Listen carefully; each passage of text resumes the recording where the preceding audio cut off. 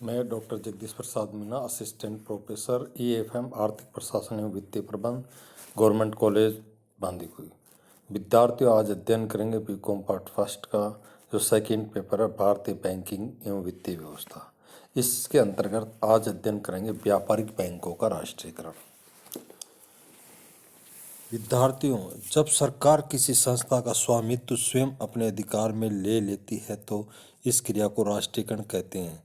इस प्रक्रिया के अंतर्गत उस संस्था का प्रबंध, नियंत्रण एवं संचालन सरकार के हाथों में आ जाता है। इस प्रकार राष्ट्रीयकरण का तात्पर्य किसी संस्था को सरकारी क्षेत्र में परिवर्तित करने से है। बैंक राष्ट्रीयता से तात्पर्य बैंकों का प्रबंध, संचालन एवं नियंत्रण सरकार के अधिकार में लेने से है। इसके अंतर्गत सरकार द्वारा अध्यादेश जारी कर प्रबंध नियंत्रण व्यवस्था अपने हाथ में ले ली जाती है। देश में सन 1955 में भारतीय स्टेट बैंक, सन 1958 में स्टेट बैंक के साथ सहायक बैंक, सन 1969 में 14 बड़े व्यापारिक बैंक तथा 1980 में 6 बड़े बैंकों का व्यापारिक बैंकों को सरकार ने अपने अधिकार में लिया, अर्थात इन बैंकों का राष्ट्रीयकरण किया गया। देश की बैंकिंग प्रणाली का मुख्य उद्देश्य छोटी छोटी वस्तुओं को एकत्रित कर उसे उत्पादक कार्यों में लगाना होता है। साथ ही उपलब्ध साख को संतुलित रूप से देश के सभी भागों तक वितरित करना होता है। स्वाधीनता के पश्चात देश के व्यापारिक बैंकों ने अपने निजी हित को सर्वोपरि मानते हुए लाभ को महत्व देकर बैंकिंग कार्य प्रणाली को विकसित किया। फलस्वरूप इन बैंकों की शाखा विस्तार नीति बड़े शहरों की ओर अभिन्नत रही।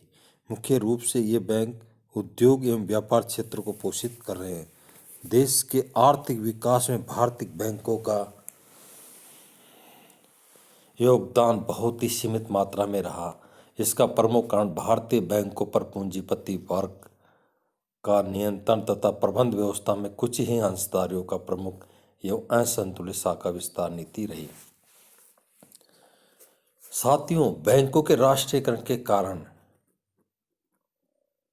क्या कारण रहे कि बैंकों का राष्ट्रीयकरण किया गया? देश के 14 बड़े व्यापारिक बैंकों के राष्ट्रीयकरण के कारणों को निम्न बिंदुओं से समझा जा सकता है।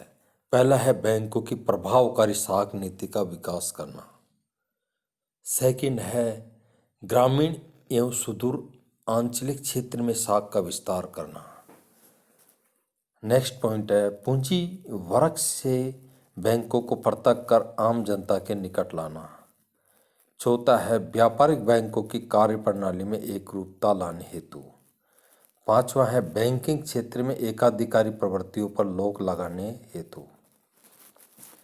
6 है पंचवर्षीय योजनाओं के माध्यम से विकास के लक्ष्यों की प्राप्ति में बैंकों की भागीदारी सुनिश्चित करने हेतु।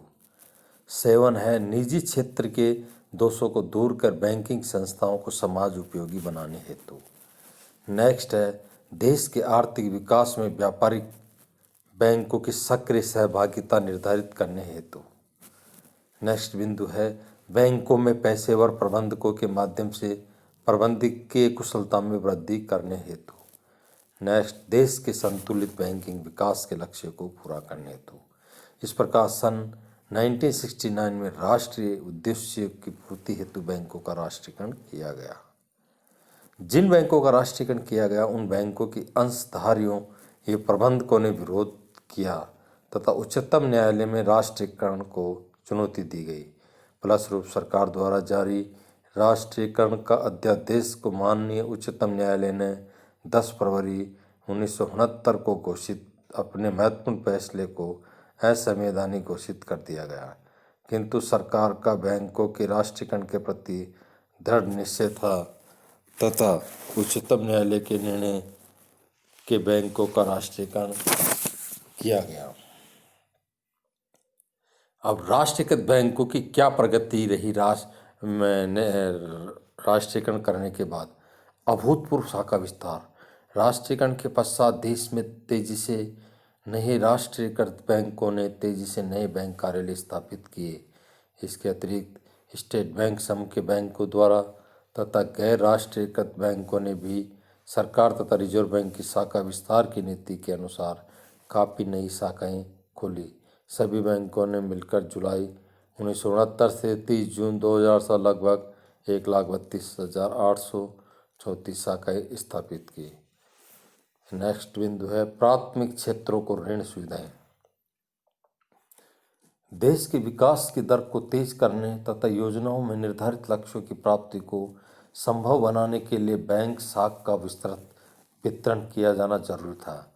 अतः राष्ट्रीयकरण के पश्चात रिजर्व बैंक ने सार्वजनिक एवं निजी दोनों ही क्षेत्र के बैंकों को ये निर्देश दिए कि वे देश के विकास की दृष्टि से प्राथमिक क्षेत्रों जैसे कृषि, लघु पैमाने के उद्योगों, फुटकर व्यापार व निर्यात व्यापार को एवं समाज के उपेक्षित वर्गों जैसे छोटे यातायात चालकों, व्यवसायियों एवं स्वयं नियोजित व्यक्तियों तथा ऐसे व्यक्तियों को जो उच्च शिक्षा प्राप्त करना चाहते हैं अधिक मात्रा में साख प्रदान करें।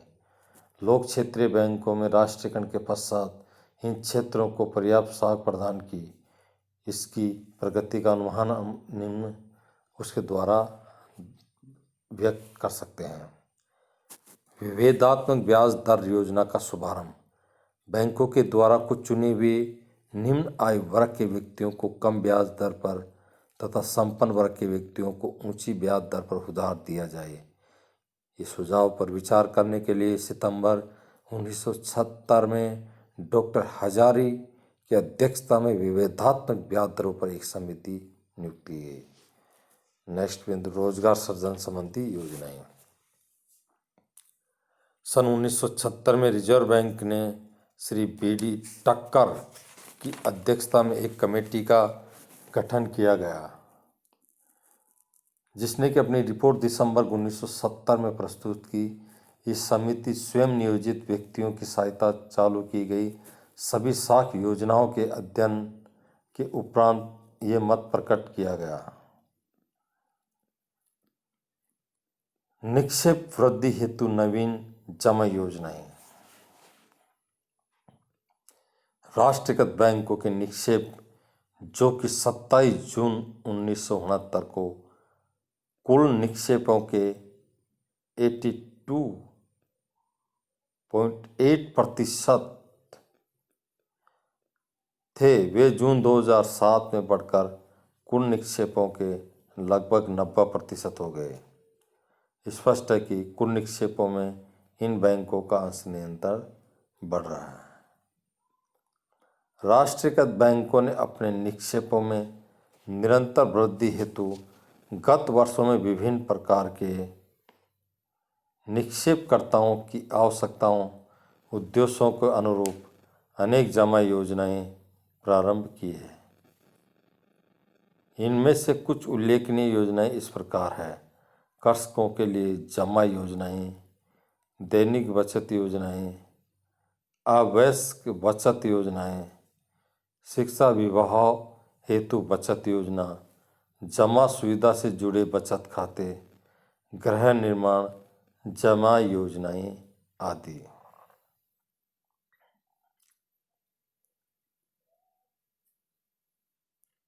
समाज के कमजोर वर्गों के लिए कोई भी विशेष सहायता प्रदान नहीं करती, परंतु समिति ने ये भी अनुमान लगाया है कि बैंकों की प्रत्येक शाखा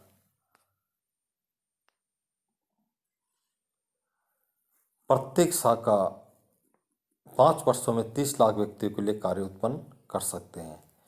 ये बैंकों की प्रत्येक शाखा का 1 वर्ष में 50 बेरोजगार व्यक्तियों को आर्थिक सहायता दें।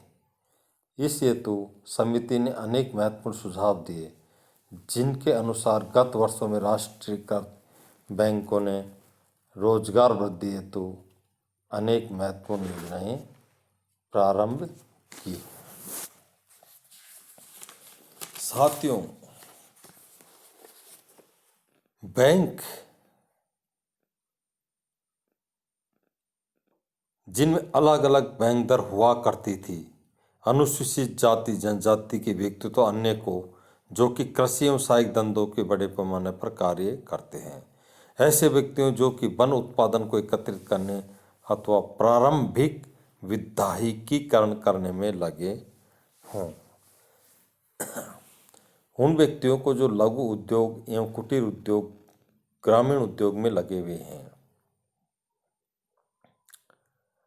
गरीब परंतु योग्य विद्यार्थियों को जो कि उच्च शिक्षा प्राप्त करना चाहते हैं, शारीरिक रूप से अक्षम व्यक्ति जो कि लाभप्रद व्यवसाय करना चाहते हैं तथा अनाथों एवं निःशक्त महिलाओं को इस योजना के अंतर्गत लाभ पाने हेतु परिवार की आय, यदि वह शहरी क्षेत्र में रहता है तो 3,000 रुपये वार्षिक से, और यदि ग्रामीण क्षेत्र में रहता है तो 2,000 रुपये वार्षिक से अधिक न हो, तथा उसके पास यदि सिंचाई सुविधाएं मौजूद है तो 1 एकड़ से अधिक, और यदि उपलब्ध नहीं है तो 2.5 एकड़ से अधिक भूमि नहीं होनी चाहिए।